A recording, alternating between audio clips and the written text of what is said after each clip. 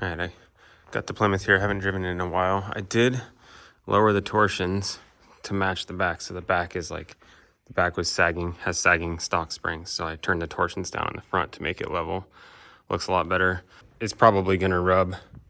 It doesn't rub at this height, but if I hit a bump while turning, my guess is it's gonna rub. Haven't driven it yet, but having carburetor problems, and I am not a carburetor expert. I don't know really what I'm doing.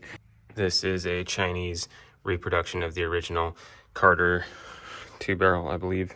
I believe it's, yeah, Carter 01612 or something like that. This one had a problem, wouldn't keep fuel in the bowl, so you let it sit overnight, and then you have to crank to fill the bowl up before the thing will start.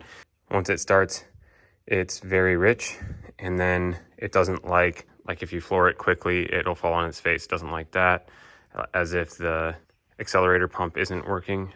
So I went to get that. I went and got that one off of Amazon, changed them out, and basically the same symptoms. The bowl runs out overnight. It's very rich, doesn't like when you stab it. I don't know what's going on. I'm hoping somebody might have some suggestions on where I can go without spending a ton of money. Do have this Holley 4-barrel off of my dad's Mustang that he's not using, so I could potentially get an adapter and try that. But let me start it up real quick and I'll show you what I'm talking about. So it cranks forever to fill up the bowl unless I put fuel down the throat, and then that kind of helps it out. But I'm gonna try it without putting fuel in it right now. It's been sitting probably 2 weeks without running now.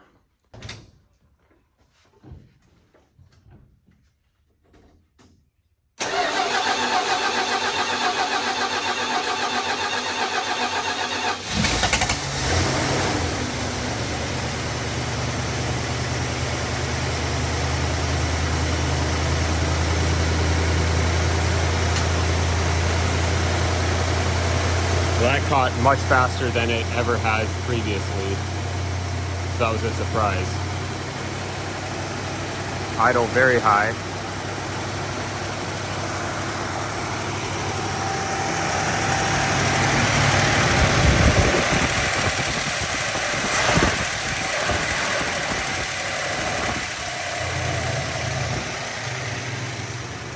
I usually have to push it down off that step thing, and I have a lot of trouble getting it adjusted right, so I have to manually kind of babysit it here while it warms up.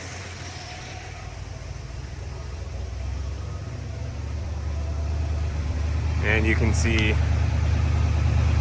lots of soot out of there.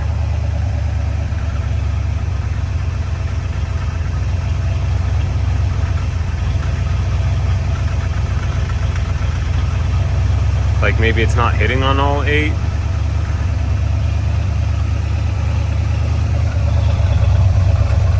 Lots of water.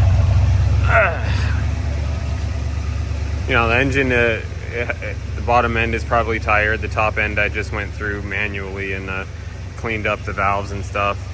Put new valve stem seals in. The compression is not like it, you know, a brand new motor, but it's not bad either.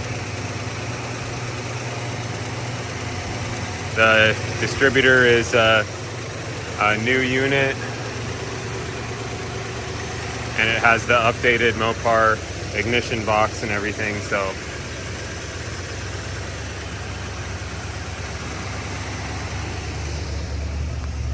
I'll let it warm up here and go for a drive. We're about a minute and a half in now, and the exhaust is cleaned up a little bit.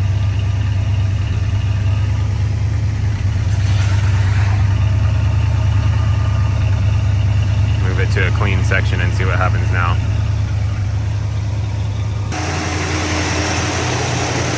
Okay, a couple minutes later. Let that drop off of there. Come back here. And exhaust is clean right now. So it's just on that initial startup where it's super dirty. Let it idle low for a minute.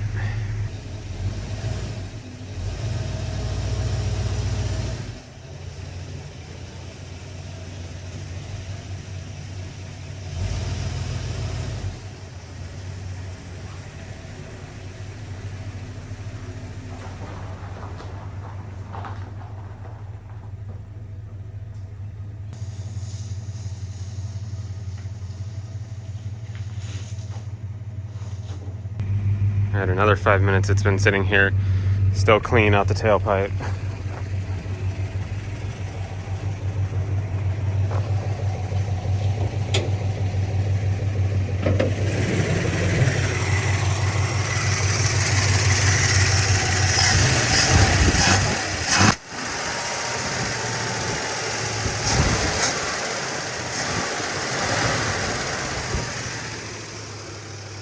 And it still wants to sit up on that high idle thing.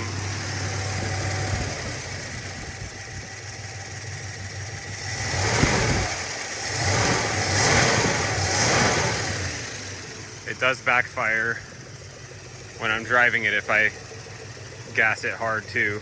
I think it just sat up on the idle thing because of the backfire, but yeah.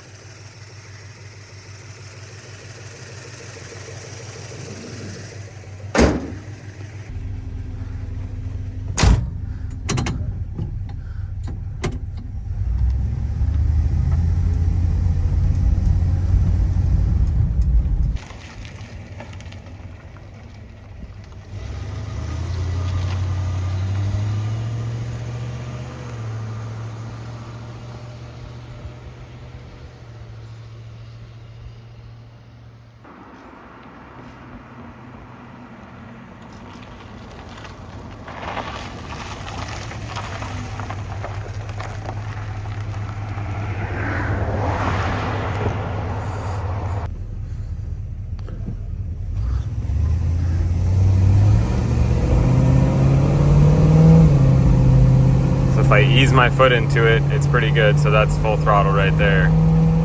If I don't, if I come off, let's just smash it here. That was pretty good. That was pretty good. Man, it's doing good today.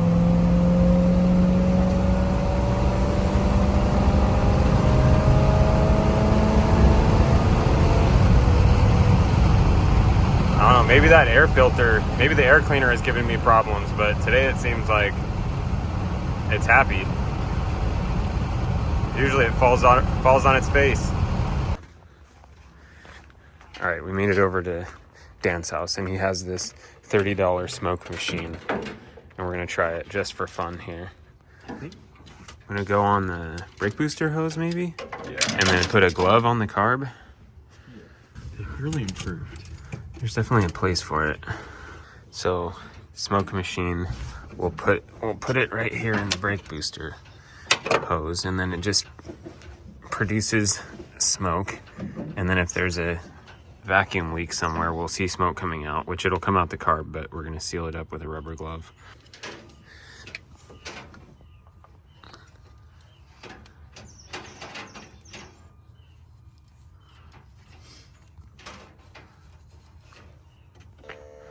It's already coming out because there's not much to the intake on this thing. It should blow up the glove.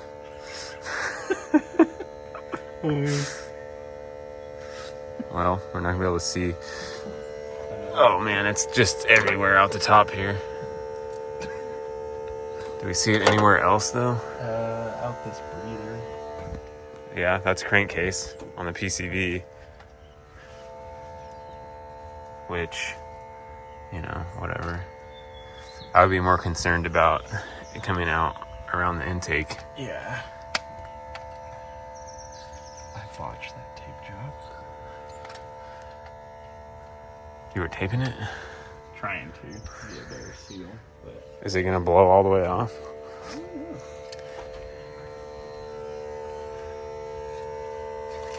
Yeah, wow. that's what she's called, man. That's cool. Yeah, let's turn it off. Yeah. I don't see anything around the intake anywhere.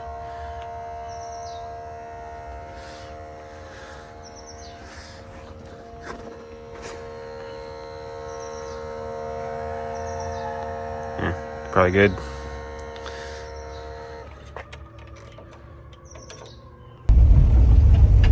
So after driving it quite a bit today, I think once it's warmed up, it runs all right, actually. But it's that during the warm up, You know, it's super rich right when we start up. Where's the fuel going when it sits overnight? And then the backfiring, probably shouldn't be doing that.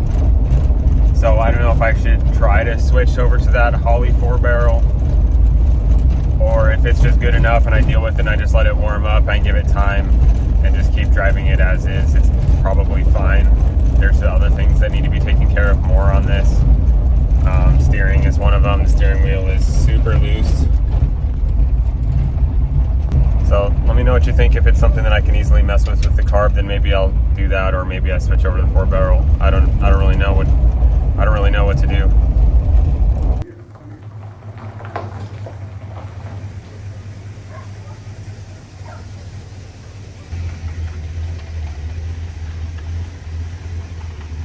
All right, we're sitting here idling now, and I can hear it. Missing every few.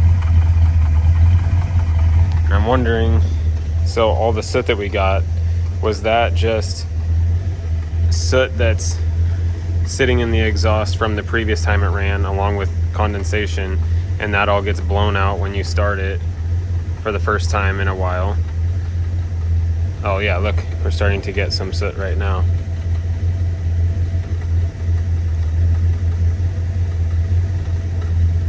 So is it just rich all the time? And then when you first start it, it blows all the soot out of the exhaust. But then once it warms up, you don't see it anymore. And this was sitting here for maybe 20 minutes just now before I started it up. So it did have time to cool off a little bit. So I don't know, maybe we go to the other carb with an adapter or something. But I think having lowered it, the front, it definitely drives a lot better. I probably put 40 miles, 50 miles on it today. With it lower in the front, it's still not rubbing, even with these big old tires. And it's a little more stiff. It's not so boat-like and bouncy everywhere. And I actually think it drives better like this now. So that's about a 2-inch drop in the front, and the rear is just stock saggy leaf springs.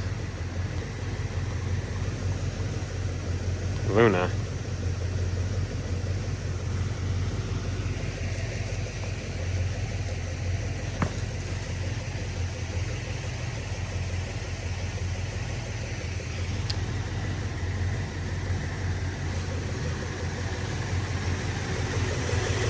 But yeah, let me know what you think we should do with this carb.